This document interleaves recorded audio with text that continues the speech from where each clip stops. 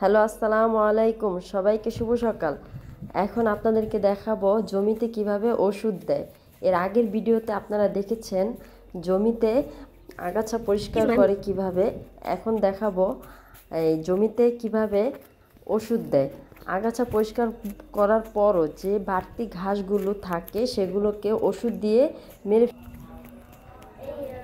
আগাছাগুলো মারার জন্য জমিতে ওষুধ না দিলে আগাছা পরিষ্কার করার পরও কিছু ঘাস থেকে যায়, সেই ঘাসগুলোকে মারার জন্য ওষুধ দেওয়া হয়। আর জমিতে ফসল ফলানোর আগে জমিকে আগে ওষুধ দিয়ে সঠিক মাপে পরিণত করতে হয়।